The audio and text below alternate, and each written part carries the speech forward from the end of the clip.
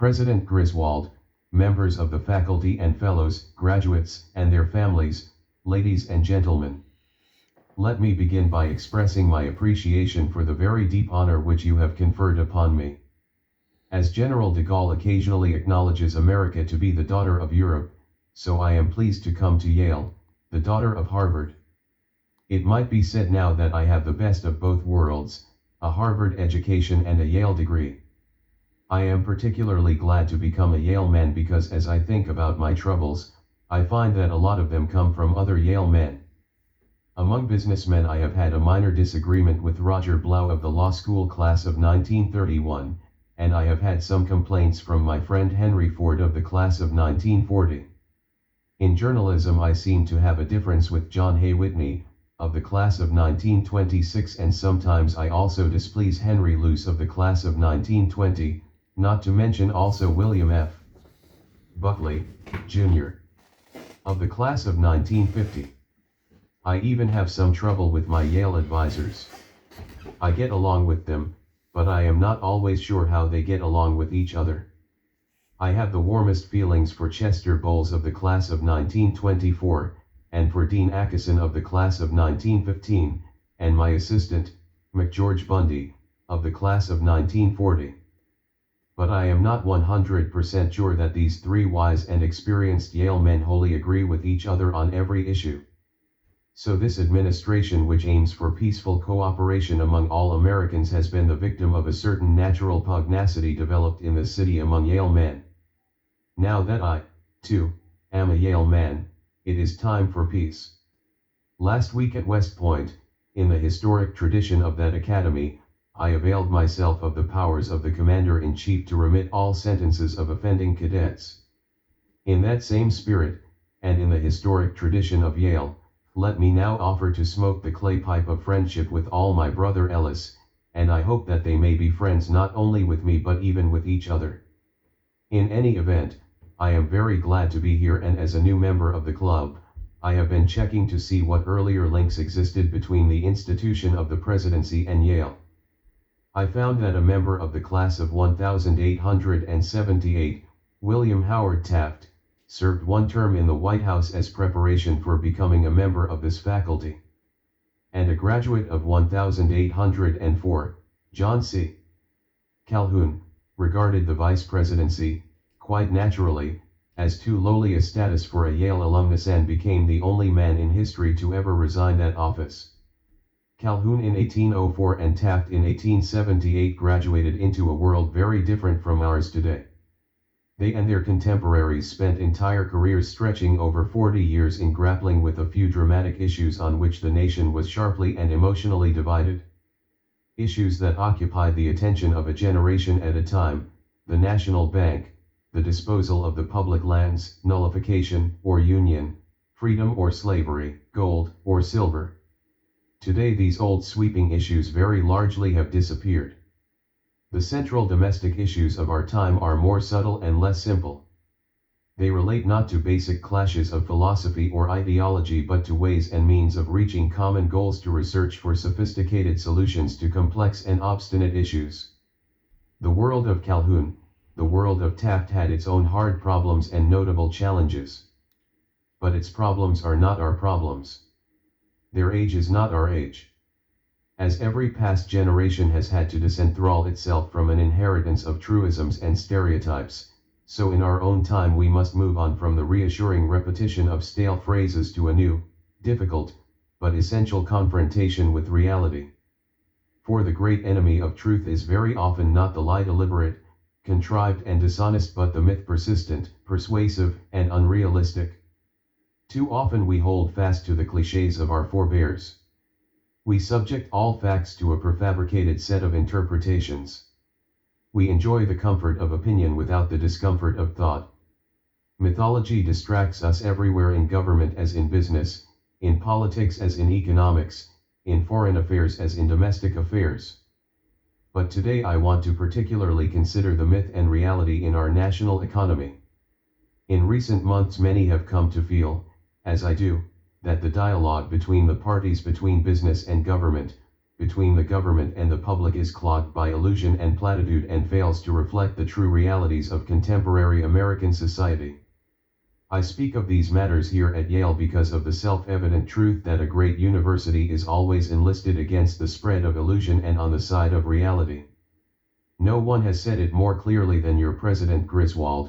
Liberal learning is both a safeguard against false ideas of freedom and a source of true ones. Your role as university men, whatever your calling, will be to increase each new generation's grasp of its duties. There are three great areas of our domestic affairs in which, today, there is a danger that illusion may prevent effective action.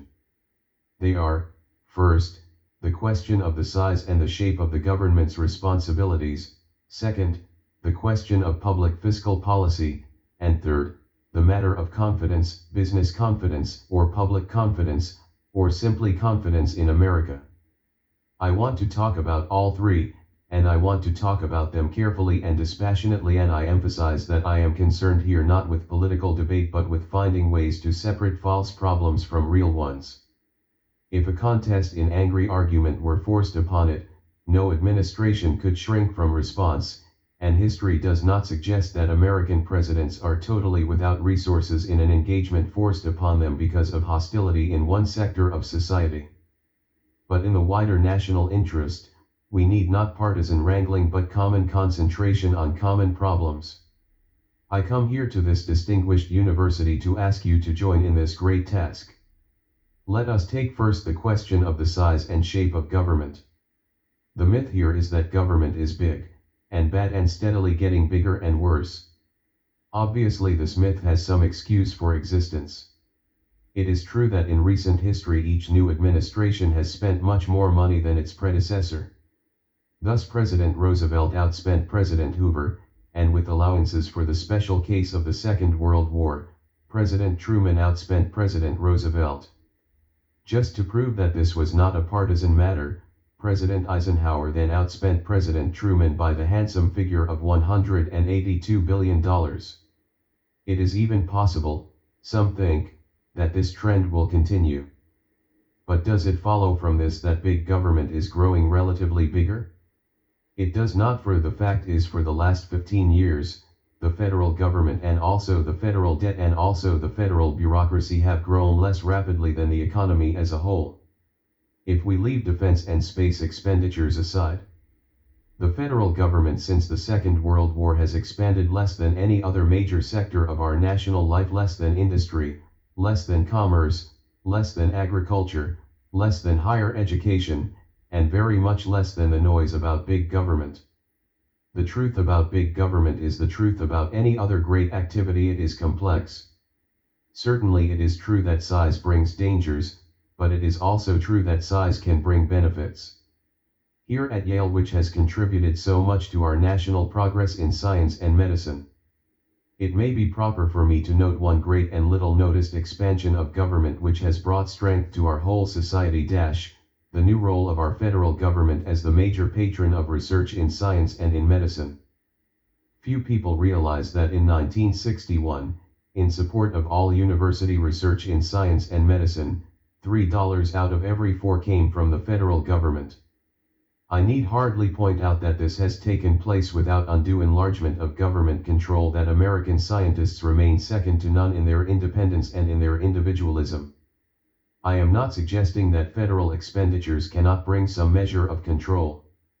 The whole thrust of federal expenditures in agriculture have been related by purpose and designed to control, as a means of dealing with the problems created by our farmers and our growing productivity. Each sector, my point is, of activity must be approached on its own merits and on terms of specific national needs. Generalities in regard to federal expenditures, therefore, can be misleading. Each case, science, urban renewal, education, agriculture, natural resources, each case must be determined on its merits if we are to profit from our unrivaled ability to combine the strength of public and private purpose. Next, let us turn to the problem of our fiscal policy. Here the myths are legion and the truth hard to find. But let me take as a prime example the problem of the federal budget. We persist in measuring our federal fiscal integrity today by the conventional or administrative budget, with results which would be considered absurd in any business firm in any country of Europe or in any careful assessment of the reality of our national finances. The administrative budget has sound administrative uses, but for wider purposes it is less helpful. It omits our special trust funds and the effect they have on our economy. It neglects changes in assets and inventories. It cannot tell a loan from a straight expenditure, and worst of all, it cannot distinguish between operating expenditures and long-term investments. This budget, in relation to the great problems of federal fiscal policy which are basic to our economy in 1962, is not simply irrelevant, it can be actively misleading. And yet there is a mythology that measures all of our national soundness or unsoundness on the single simple basis of this same annual administrative budget. If our federal budget is to serve not the debate but the country, we must and will find ways of clarifying this area of discourse. Still in the area of fiscal policy, let me say a word about deficits. The myth persists that federal deficits create inflation and budget surpluses prevent it. Yet sizable budget surpluses after the war did not prevent inflation, and persistent deficits for the last several years have not upset our basic price stability. Obviously, deficits are sometimes dangerous, and so are surpluses. But honest assessment plainly requires a more sophisticated view than the old and automatic cliché that deficits automatically bring inflation. There are myths also about our public debt. It is widely supposed that this debt is growing at a dangerously rapid rate. In fact, both the debt per person and the debt as a proportion of our national product have declined sharply since the Second World War. In absolute terms, the national debt since the end of World War II has increased only 8%, while private debt was increasing 305%, and the debts of state and local governments, on whom people frequently suggest we should place additional burdens, the debts of state and local governments have increased 378%. Moreover, debts public and private are neither good nor bad in and of themselves. Borrowing can lead to overextension and collapse, but it can also lead to expansion and strength. There is no single, simple slogan in this field that we can trust. Finally, I come to the matter of confidence. Confidence is a matter of myth and also a matter of truth, and this time let me make the truth of the matter first. It is true and of high importance that the prosperity of this country depends on the assurance that all major elements within it will live up to their responsibilities. If business were to neglect its obligations to the public, if labor were blind to all public responsibility, above all, if government were to abandon its obvious and statutory duty of watchful concern for our economical health, if any of these things should happen, then confidence might well be weakened and the danger of stagnation would increase. This is the true issue of confidence. But there is also the false issue, and its simplest form is the assertion that any and all of the unfavorable turns of the speculative wheel, however temporary and however plainly speculative in character, are the result of, and I quote, a lack of confidence in the national administration. This, I must tell you, while comforting, is not wholly true. Worse, it obscures the reality, which is also simple. The solid ground of mutual confidence is the necessary partnership of government with all of the sectors of our society in the steady quest for economic progress. Corporate plans are not based on political confidence in party leaders but on an economic confidence in the nation's ability to invest and produce and consume. Business had full confidence in the administrations in power in 1929, 1954, 1958, and 1960, but this was not enough to prevent recession when business lacked full confidence in the economy. What matters is the capacity of the nation as a whole to deal with its economic problems and its opportunities. The stereotypes I have been discussing distract our attention and divide our effort. These stereotypes do our nation a disservice, not just because they are exhausted and irrelevant, but above all because they are misleading, because they stand in the way of the solution of hard and complicated facts. It is not new that past debates should obscure present realities. But the damage of such a false dialogue is greater today than ever before, simply because today the safety of all the world, the very future of freedom, depends as never before on the sensible and clear-eyed management of the domestic affairs of the United States. The real issues of our time are rarely as dramatic as the issues of Calhoun. The differences today are usually matters of degree. And we cannot understand and attack our contemporary problems in 1962 if we are bound by traditional labels and worn-out slogans of an earlier era. But the unfortunate fact of the matter is that our rhetoric has not kept pace with the speed of social and economic change. Our political debates, our public discourse on current domestic and economic issues too often bear little or no relation to the actual problems the United States faces. What is at stake in our economic decisions today is not some grand warfare of rival ideologies which will sweep the country with passion, but the practical management of a modern economy. What we need is not labels and cliches, but more basic discussion of the sophisticated and technical questions involved in keeping a great economic machinery moving ahead. The national interest lies in high employment and steady expansion of output, in stable prices and a strong dollar. The declaration of such an objective is easy, their attainment in an intricate and interdependent economy and world is a little more difficult. To attain them, we require not some automatic response but hard thought. Let me end by suggesting a few of the real questions on our national agenda. First, how can our budget and tax policy supply adequate revenues and preserve our balance of payments position without slowing up our economic growth? 2. How are we to set our interest rates and regulate the flow of money, in ways which will stimulate the economy at home, without weakening the dollar abroad?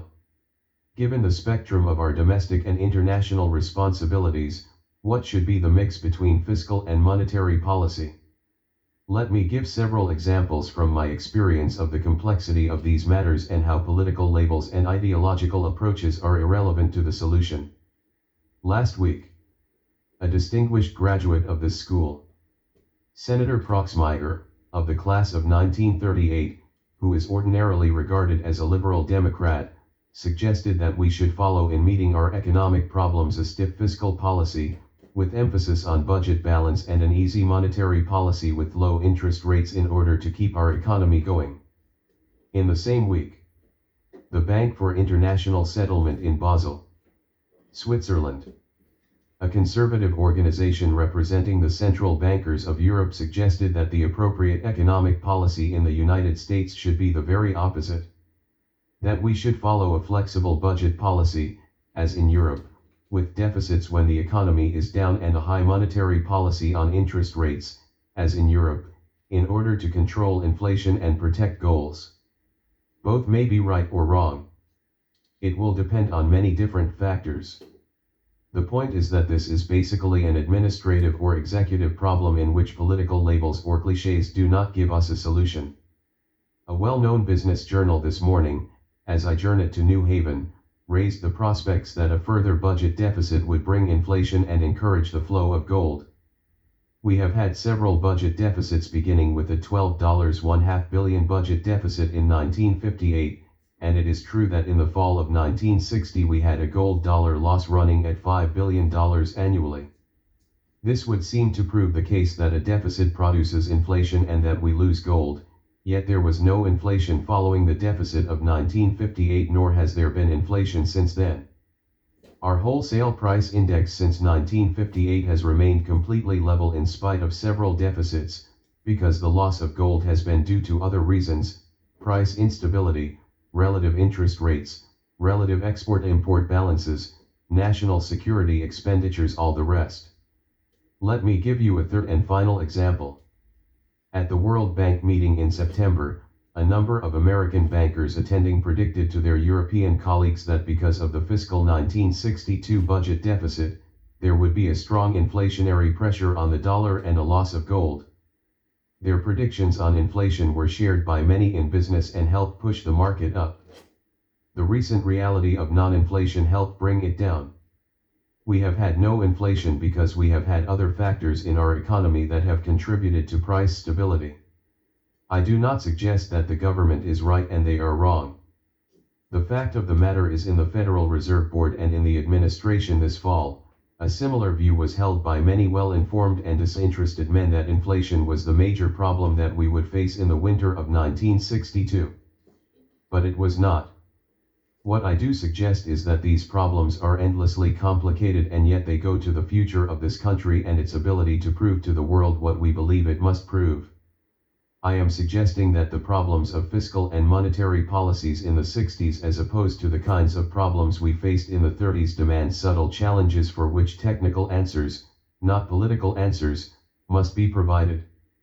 These are matters upon which government and business may and in many cases will disagree.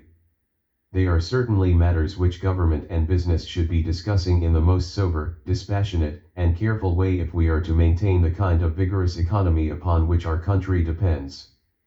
How can we develop and sustain strong and stable world markets for basic commodities without unfairness to the consumer and without undue stimulus to the producer?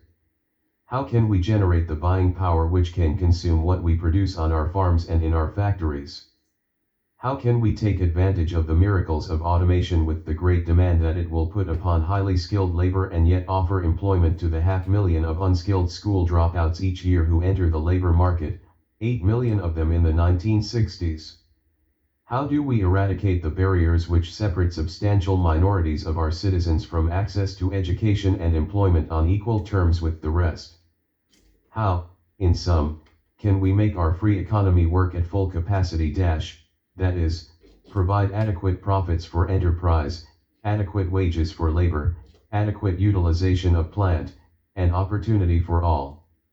These are the problems that we should be talking about, that the political parties and the various groups in our country should be discussing.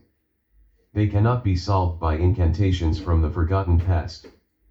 But the example of Western Europe shows that they are capable of solution, that governments, and many of them are conservative governments, prepared to face technical problems without ideological preconceptions, can coordinate the elements of a national economy, and bring about growth and prosperity, a decade of it. Some conversations I have heard in our own country sound like old records, long playing, left over from the middle 30s. The debate of the 30s had its great significance and produced great results, but it took place in a different world with different needs and different tasks. It is our responsibility today to live in our own world, and to identify the needs and discharge the tasks of the 1960s. If there is any current trend toward meeting present problems with old cliches, this is the moment to stop it before it lands us all in a bog of sterile acrimony. Discussion is essential. And I am hopeful that the debate of recent weeks, though up to now somewhat barren, may represent the start of a serious dialogue of the kind which has led in Europe to such fruitful collaboration among all the elements of economic society and to a decade of unrivaled economic progress. But let us not engage in the wrong argument at the wrong time between the wrong people in the wrong country while the real problems of our own time grow and multiply, fertilized by our neglect. Nearly 150 years ago Thomas Jefferson wrote, "The new circumstances under which we are placed call for new words, new phrases, and for the transfer of old words to new objects." New words, new phrases, the transfer of old words to new objects, that is truer today than it was in the time of Jefferson, because the role of this country is so vastly more significant. There is a show in England called Stop the World, I Want to Get Off. You have not chosen to exercise that option. You are part of the world and you must participate in these days of our years in the solution of the problems that pour upon us, requiring the most sophisticated and technical judgment, and as we work in consonance to meet the authentic problems of our times, we will generate a vision and an energy which will demonstrate anew to the world the superior vitality and strength of the free society.